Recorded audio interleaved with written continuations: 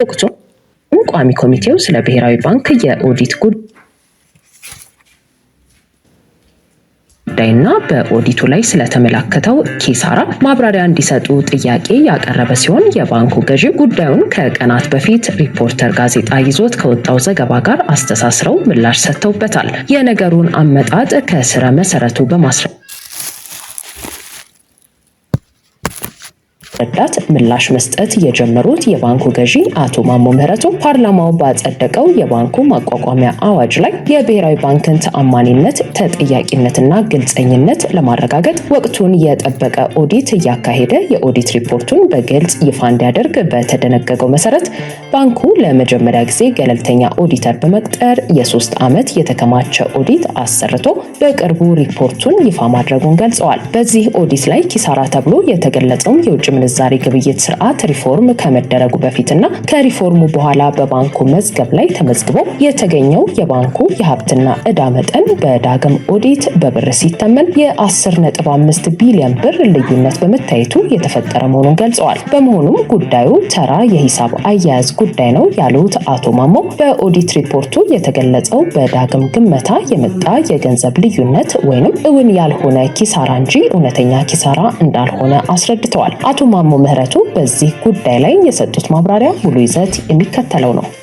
የብሔራዊ ባንክ በምንዛሬ የተመለወጥ ምክንያት ኪሳራ እንደገጠመው በሪፖርቱ ተመላክተዋል እና ባንኩን ከኪሳራ ለማውጣት ምን አይነት ስራ እየተሰራ ነው የሚል ጥያቄ ተነስቷል። ይህን በደንብ ማብራራት፣ ምክንያቱም በዚህ ረገድ ብዙ የተዛባ ሪፖርት እየቀረበ ስለሆነ ማስተካከል፣ ማስረዳት ያስፈልጋል። የመጀመሪያው ነጥቤ የተከበረው ምክር ቤት ከዚህ በፊት ባወጣው አዋጅ ውስጥ አንደኛው በግልጽ የተቀመጠው ነገር የኢትዮጵያ ብሔራዊ ባንክን ተአማኒነት፣ ተጠያቂነት እና ግልጸኝነትና አስተዳደር ከዓለም አቀፍ ምርጥ ተሞክሮች ጋር ለማጣጣም የኦዲት ሪፖርቶች በግልጽ እና በጊዜ መውጣት መቻል አለባቸው። ይሄ በአዋጁ ላይ የተቀመጠ በእኛም በስትራቴጂ የተቀመጠ ነጥብ። ይህን ተከትሎ ብሔራዊ ባንክ ለመጀመሪያ ጊዜ ለ3 ዓመት የዘገየ የተከማቸ የኦዲት ሪፖርቱን አጥርቶ ገለልተኛ ኦዲተሮችን ቀጥሮ ኦዲቶቹን ክሊን አድርጎ ፓብሊሽ አድርጓል። የተከማቸ የኦዲት ሪፖርት የለንም። አሁን አፕቱዴት ነው። ህብረተሰቡ መረዳት ያለበት፣ በተለይ ሚዲያ ሰዎች መረዳት መቻል ያለባቸው ብሔራዊ ባንክ እንደ ሌሎች መስሪያ ቤቶች ለትርፍ የተቋቋመ መስሪያ ቤት እንዳልሆነ ሰው መረዳት ያስፈልጋል። ስለዚህ ሰው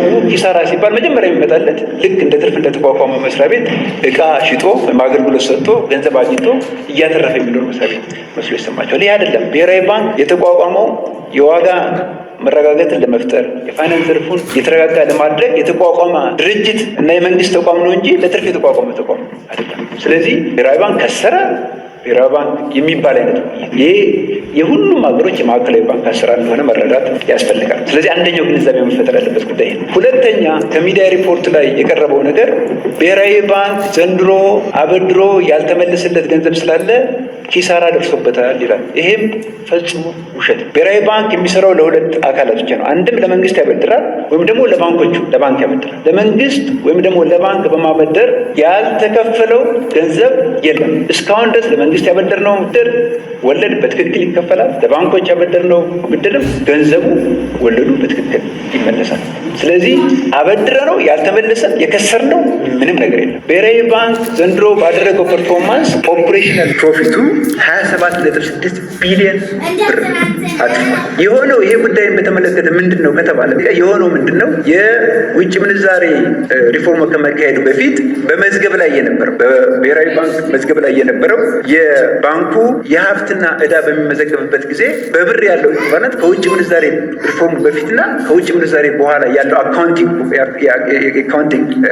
መዝገብ ነው ያለው የብር መጠን የተለያየ። በዚህ የተነሳ የ10.5 ቢሊዮን የሚል ልዩነት አለ።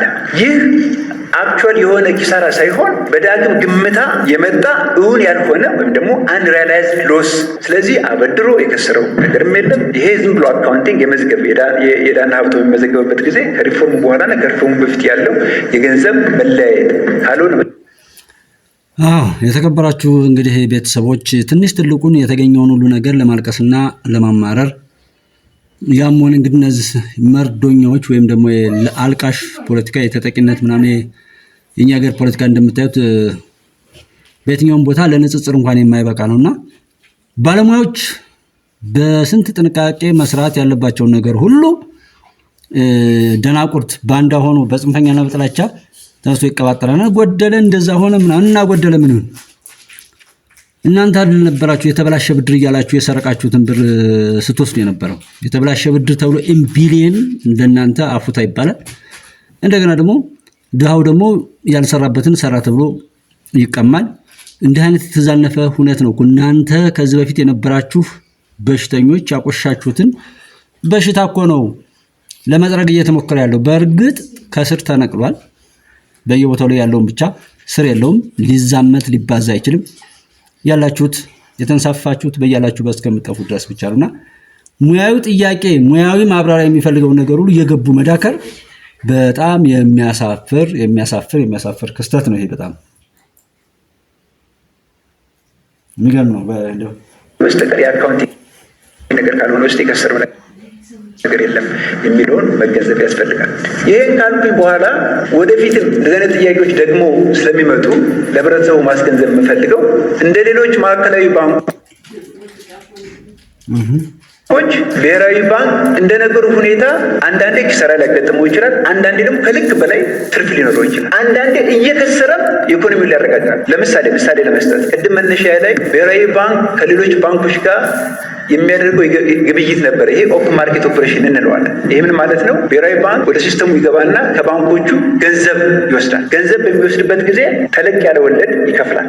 ወለዱ ከፍ ባለ ቁጥር ይሄ የብሔራዊ ባንክን ባላንስ ሺት ይነካዋል። ስለዚህ የዋጋ መረጋጋት ኦብጀክቲቭን ለማሳካት ብሔራዊ ባንክ አንዳንዴ ከስሮ ሌላ ስራ ሊሰራ ይችላል ማለት ነው። ይሄ ምንም በማዕከላዊ ባንክ አሰራር የተለመደ የሚጠበቅ ያለበት ነው። ለምሳሌ የባለፉት 3 ዓመታት የማዕከላዊ ባንኮችን የፋይናንሻል ሪፖርት መውሰድ ይቻላል። ለምሳሌ የአሜሪካ ማዕከላዊ ባንክ ፌድ የሚባለው የፌዴራል ሪዘርቭ፣ የአውሮፓን ሴንትራል ባንክ፣ የኢንግላንድን ባንክ ኦፍ ኢንግላንድ፣ የኬንያን ሴንትራል ባንክ ብንወስድ ባለፉት 3 ዓመታት እነዚህ ባንኮች በአጠቃላይ የሞኔታሪ ኦፕሬሽን በሚሰሩበት ጊዜ ሁሉም ሎስ አጋጥሟል። አሁን የአሜሪካ ሴንትራል ባንክ ባለፈው $111 ቢሊዮን ሎስ ነበር። ኬንያ ዘንድሮ 27.8 ቢሊዮን ኬንያ ሽሊንግ ሎስ አለ። ይሄ የተለመደ የብሔራዊ የማዕከላዊ ባንኮች አሰራር እንጂ ልክ ለትርፍ እንደተቋቋመ የማኑፋክቸሪንግ ኩባንያ የፋይናንስ ተቋም ተደርጎ አተረፈ ከሰረ የሚባል እንዳልሆነ ነው። ትልቁ ነጥብ እዚህ ላይ መታየት ያለበት ምንድን ነው? በአጠቃላይ የብሔራዊ ባንክን የሂሳብ አያያዝ በተመለከተ በገለልተኛ ኦዲት አስደርገን